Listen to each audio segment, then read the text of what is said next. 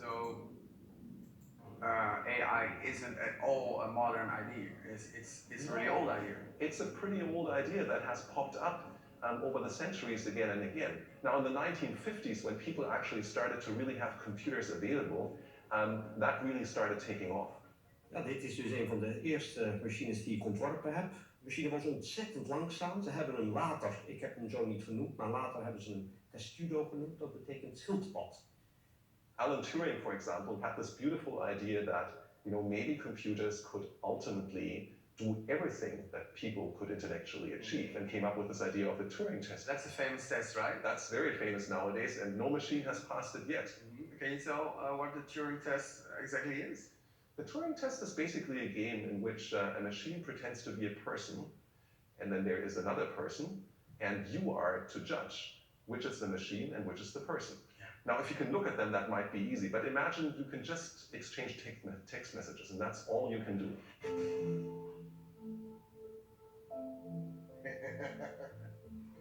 Hallo, het baasje, je zware dag. Ben je blij met te zien? Ja, ben je blij met te zien?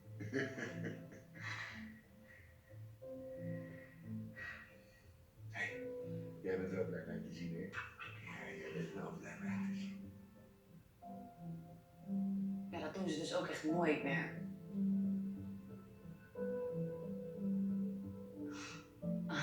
Gadver. Ze nou gewoon aan het bellen?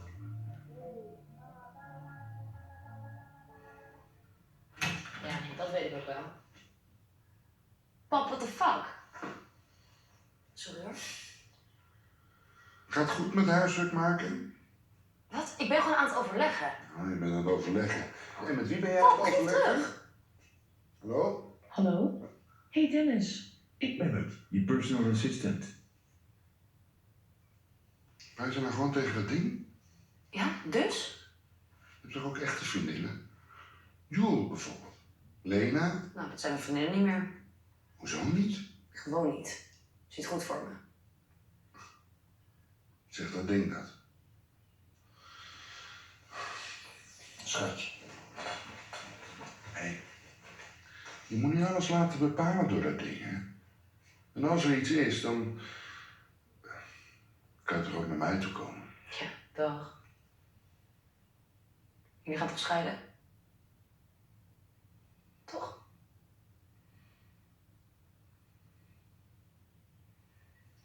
Nou, zie je wel? Zo. We kunnen het er nu toch over hebben. Laat me met rust. Sophie. Pap, ga weg!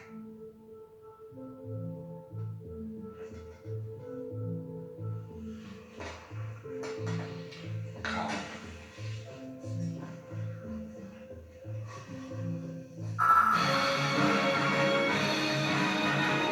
Switzerland's 35th International Motor Show presents the finest the automobile industry can boast. Front engines, rear engines, and now engines amidships. Where will they put them next year? 54 jaar later staan hier de eerste zelfrijdende auto's. Een van de grote sprekers is een Duitse expert in AI. Is het toeval of zijn al die AI-experts Duitsers?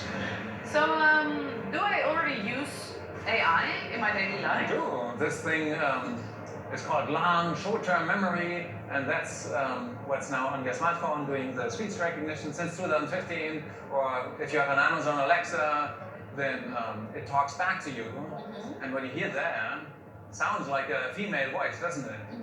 With intonation and a little bit of emotion, but it's not a female voice. It's not a recording. It's an SDN, a long short-term memory that has learned to sound like a woman. Wow.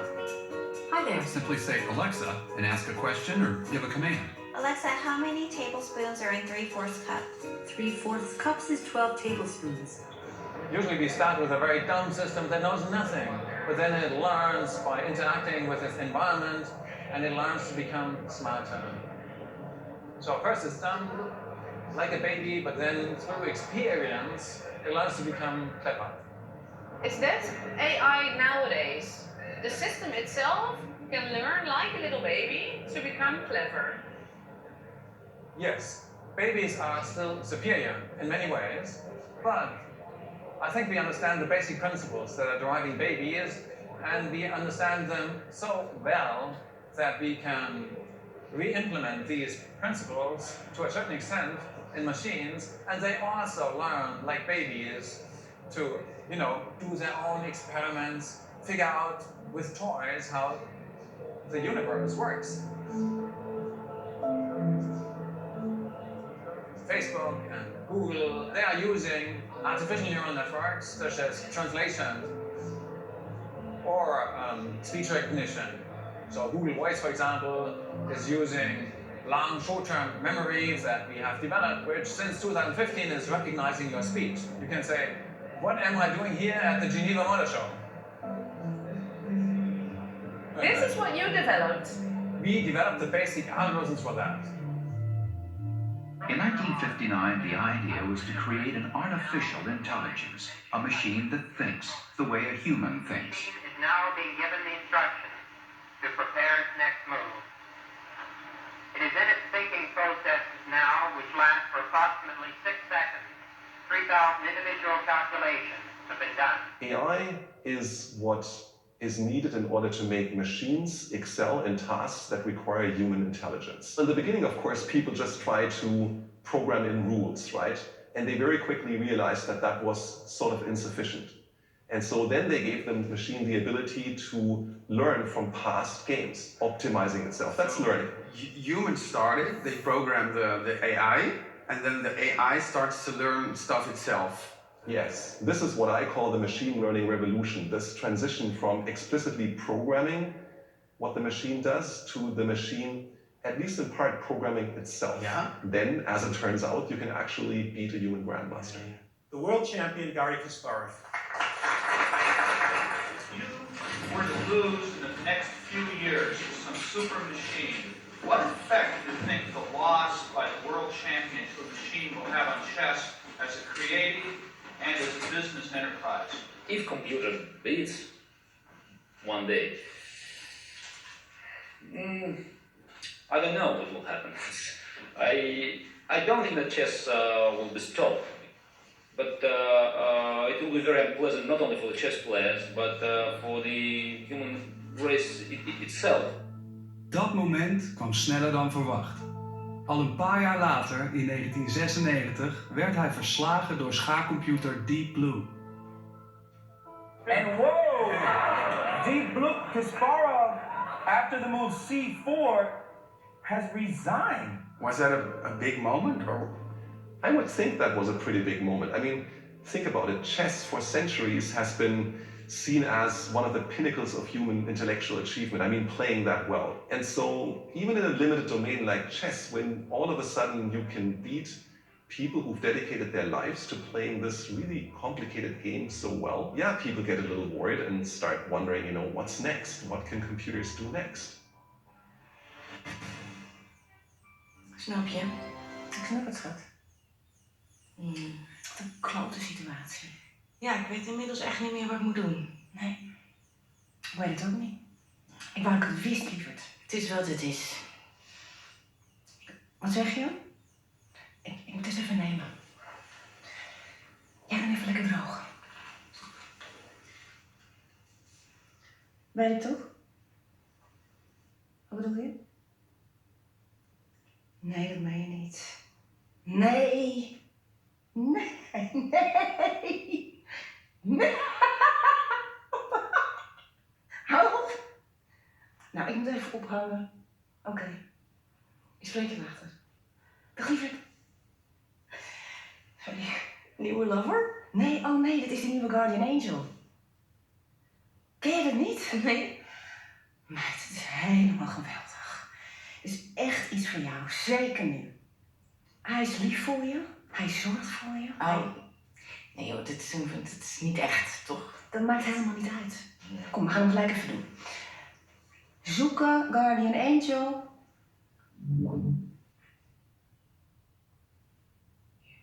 Wat is dit? Oh, stout dat je er bent. Hier. Nee. Ah. Ik zorg ervoor dat je je aantrekkelijk en zelfs sexy voelt. Ja. Ik weet precies waar je zin in hebt. En die? Kijk hoor. Hey, voel je fit en begin de dag lekker positief en energiek. Wegwezen jij. Ik ben er voor je. Als je het even wat moeilijker hebt. Als het allemaal even tegenzit. Dan heb je behoefte aan een vriend die er al... Dus zeggen van ja, ik weet dat je gefrustreerd bent. Ik weet dat je nu boos bent. Een luisterend oor. Een luisterend oor. En zo zijn er een heleboel dingen. Ik kan je ook complimentjes geven. Zo van, dat heb je toch goed gedaan vandaag. Maar ik kan me voorstellen dat je een computer heel veel kan leren. Ik bedoel, dat neem ik van je aan. Maar je kan... Gevoel en emoties, dat is toch wel iets wat gewoon is voorbehouden aan mensen. Net aan zoals levende wezens. Ja, net zoals ze vroeger dachten van dat je zo'n computer nooit kon leren schaken.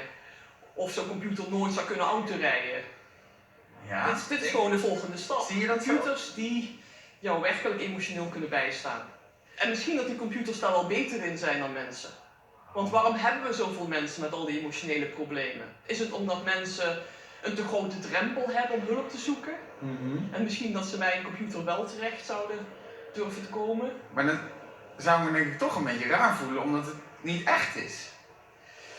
Nou, ook daar hebben mensen al heel lang geleden onderzoek naar gedaan. De eerste systemen waarmee je gesprekken kon voeren, het ELISA-systeem, had je al mensen die hele gesprekken voerden met een computer die een soort psychotherapeut was. ELISA is a computer program that anyone can converse with via the keyboard and will reply on the screen.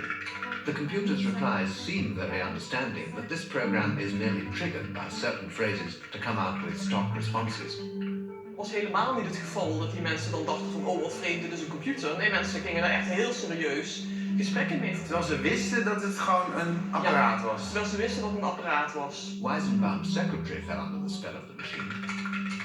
I asked her to my office and sat her down at the keyboard, and then she began to type. And of course, I looked over her shoulder to make sure that everything was operating properly. After 2 or 3 interchanges with the machine, she turned to me and she said, "Would you mind leaving the room, please?" And yet she knew, as Weizenbaum did, that Eliza didn't understand a single word that was being typed into it. Het is helemaal niet de bedoeling dat we per se de psychotherapeut gaan vervangen, maar dat we ervoor gaan zorgen dat meer mensen zich gewoon gelukkig voelen. En dat die computer eigenlijk helpt om je daarbij te steunen. Klinkt ook een beetje als een artificieel geweten. Ja, of een beschermengel of zo. Ja. Die je hebt en die ervoor zorgt dat het goed met jou gaat.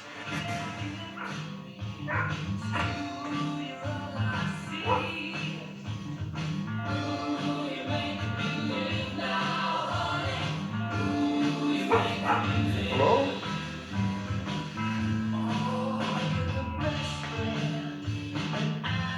Muziek uit. Hey.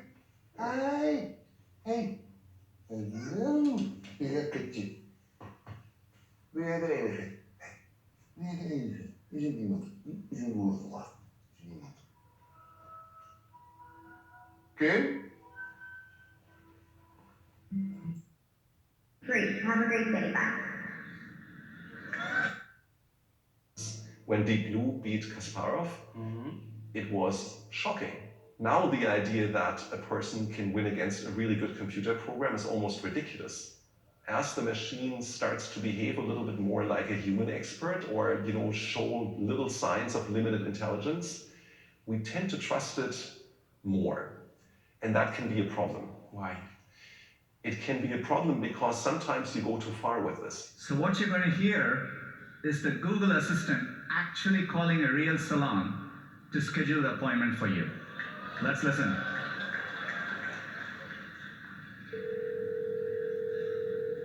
Oh, how can I help you? Hi, I'm calling to book a women's haircut for a client. I'm looking for something on May 3rd. Sure, give me 1 second.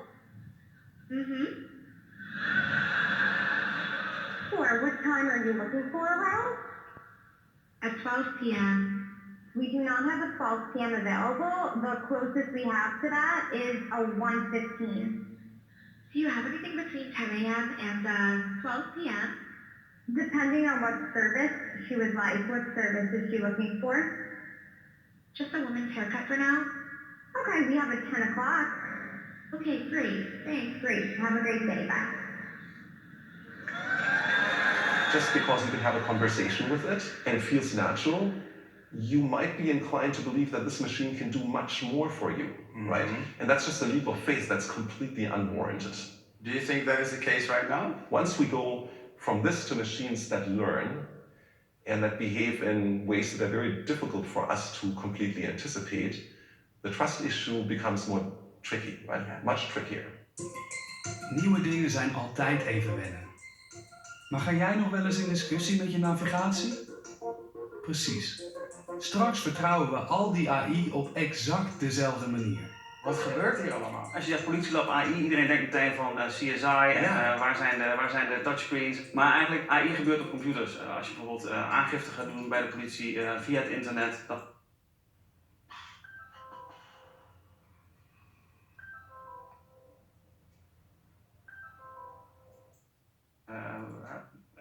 Geweld, dat soort. 105. Fijn dat jullie er zijn. Ik dacht, het lijkt me beter, dan krijgen we ook geen discussies. Jij weet hoe ik denk over deze dingen, verdomme. Gaat u verder. Het betreft de voogdijtoekenning van jullie minderjarige dochter Sophie Smit. Ik doe uitspraak op basis van jullie leefsituatie, financiële status en fysieke en mentale gezondheid. 1 moment geduld, alstublieft.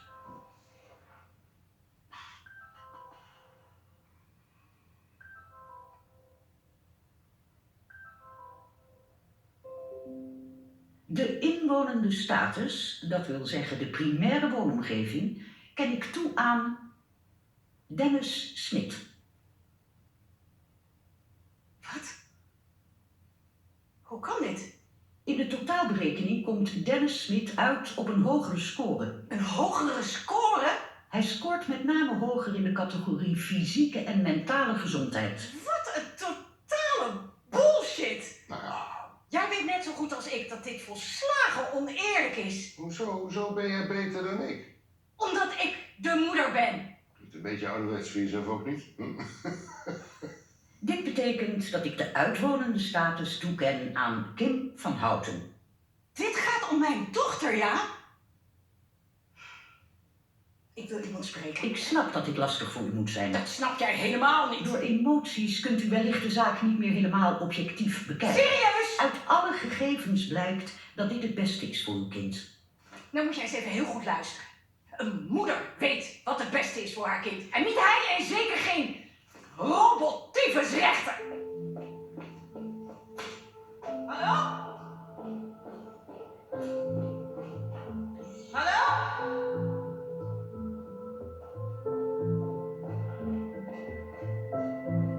Well, in the year 2000, I think I'll probably be the spaceship to the moon dictating robots, 2 robots, or else I may be, I think this is more reliable then than a human who asks questions? There are tons of things this avatar does amazingly well that a human can't even approach. Like what? Like what? Well, like detecting things like your voice, the changes in your voice, fluctuations, patterns, uptalk, like the different nuance, millimeter changes in your pupil. Mm-hmm. Border artists are busy, they're sitting there at a desk, they're on their computer, they're looking at your They're documents. hungry, they're bored. All those things. And so the avatar is much better than a human at that, without question, and objective and consistent. Please state your first name. Marijn. Have you ever used any other names? No. In what year were you born? 1982. What was the name of your high school? Montessori Lyceum, Amsterdam. I would like you to describe everything you did today, from the moment you arrived for the study up until now. We can make him pretty lifelike, pretty human. We can make it, change the way that he looks. Right now he's wearing a tie. He didn't always wear a tie. That was something that we learned mattered, these sort of small details. Really? And absolutely. People, when he was wearing like a t-shirt, would think of him more as like a surfer or something. Oh, When he really? got a tie on, he was like, oh, this is a detective or something. So those little details and appearance really matter. Mhm. We have done research where we make him smile or we make him not smile, make it a she, and it changes the way people react and respond to it. Oh, really? Yes, absolutely. So what was like the difference with a woman? Because this is a typical American male. Yeah. So Unfortunately, we saw a lot of social kind of stereotypes that were being kind of thrown into people's perceptions. Like what? So when it was a woman, people got even angry. So, because this is a typical Have in our own society, they also get. Iraans of Iranese stoofschotel. Zo aardig van u. Zeg maar je hoor, en weer? Beleeft de buitenlandse jongen dit? Ja. Zo, een beetje extra. Alsjeblieft. Dank u. Eet smakelijk, ga lekker eten jongens. Ja, eet smakelijk. Eet smakelijk. Zo. Nou. Echt wel lekker dit. Ja, dat is serieus wel lekker. Mooi. Wat zit er allemaal in? Groenten, vlees, Iraanse kruiden en een beetje chorizo heb ik er doorheen gedaan. Het is niet echt Iraans, maar ik dacht dat geeft net een beetje lekkere bite. Mam, dat is varkensvlees. Nee, dit is gewoon worst. Mam. Oh god, sorry. Het geeft niet. Sorry, ik heb er totaal niet aan gedacht. Maar het is echt niet erg. Nee, zo erg is het allemaal niet. Nou, hij mag het gewoon niet. Nee, tuurlijk, vanwege de islam en zo. Ja, maar het is geen probleem. Ik eet er wel gewoon omheen. Nee, ik haal het er voor je uit. Geef maar. Mam, laat het zitten. Ga gewoon zitten. Het is echt oké. Oké. Sorry. Eet smakelijk. Nou ja, en anders gaat hij toch gewoon terug naar zijn eigen land. What the fuck, echt? Dat zegt hij anders nooit. Nou, mam, waarom zegt hij nu dan wel? Dat weet ik niet. Heb je nog nooit geüpdate of zo? Moet dat dan? Ja. Tuurlijk. Ja, dat weet ik niet. Sorry hoor.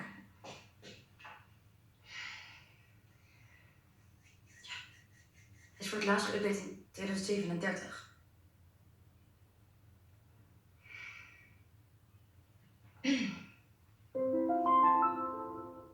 Zo, goedenavond. Nou, ga je nu weer normaal doen? Ja, natuurlijk. En wie hebben we daar? Wat leuk om iemand uit een andere cultuur over de vloer te hebben. سلام امیر خوبی؟ روزت چطور بود حالا؟ Goed. ببینم فارسی هم صحبت میکنی؟ Ja, zeker. Wat zegt hij? چه خوب میتونی چیزی به فارسی بگی لطفا بهم؟ دوست دارم باهات صحبت کنم. Wat zegt hij nou? Hij vraagt of ik iets kan zeggen in het Iraans. اینا باحالن نه؟ ببینم از کدومشون بیشتر خوشت میاد؟ مامانه یا دختره؟ Maar vind ik een dochter. من مامانه خوشم میاد. فکر کنم تو هم دوتاشون رو خوشت میاد. نه از دوتاشون. نه شوخی کردم ببخشید یکم بی‌تربیتی بود. ولی خب بگو الان چند وقته با این دختره هستی؟ هرچی بخوام من الان میتونم بگم ها؟ بگم؟ بگو. ببین دارن چجوری نگاه میکنن میترسن که الان هر چی رو اینو میدونن بهت میخوام بگم. آها راستی هفته پیش. Ik kan me gewoon niet echt voorstellen dat dit allemaal zo gaat gebeuren. Ja, maar wat kon jij 20 jaar geleden voorstellen wat er nu zou gebeuren? Ja. Kon je je voorstellen dat je een telefoon zou hebben die je in je zak kon hebben zitten? 20 jaar geleden? Dus alle dingen waarvan je nu denkt, nee, dat kan toch helemaal niet? Kan allemaal wel. Ja, en dan moet je nu natuurlijk wel heel goed zorgen dat je de regelgeving zo zet en het onderzoek steunt, wat ervoor gaat zorgen dat dit voor goede doelen wordt ingezet en niet voor kwade doelen.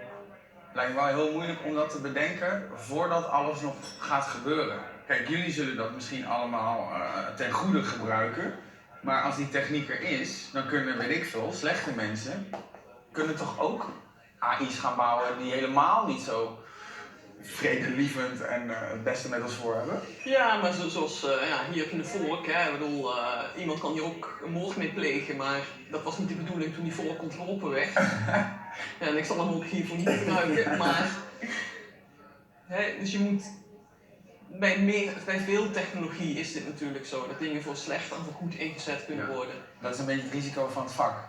Ja, want soortgelijk, mobiele telefoons, nou daar zijn we allemaal heel blij mee denk ik. Maar natuurlijk maakt het ook makkelijker voor criminele bendes om zich te organiseren. Dat soort dingen gebeuren nou eenmaal. Nou, ga ik nog even het laatste stukje taart eten met mijn moordwapen. Ja. On the other hand, AI doesn't look at race or gender, so maybe it's even better than a human being. You know, I think it really can be. I think AI can be used to recognize and even correct for human bias. However, that doesn't happen automatically. You have to design your AI systems that way. And bias can creep in unexpected ways. So just because a machine in principle should be free of bias, it doesn't always mean that it also is. Having said that, having AI systems exhibit bias has one big advantage over people exhibiting bias, in that we can go in there and correct it if we know what we do much more easily than we could with people. So, with a self-thinking AI, well, where will that lead to? AI is going to change every aspect of our civilization. What? At some point, they are going to be much smarter than we are. And is that good news? Yeah. Yes? Why? Because the I mean, it also sounds a little bit scary to me, you know? If computers are like way smarter than we are, I mean, what is going to happen? Yeah. I think we have to realize here that humankind is not the last step of evolution. Humankind is not the last step of evolution. I believe ultimately, if we choose to go that way, AI will be able to do everything, or close to everything. You know, ultimately, there is nothing so deeply special about human intelligence that it could not be replicated in a machine. In the very near future, a couple of decades, we will have, for the first time, true AI that really deserves a name. Not just a little bit, which is now on our smartphones, but true AI, which learns to be able to do pretty much everything and more than any human can do. So, imagine that this happens, and we have these AI computers, robots that are way smarter than we are.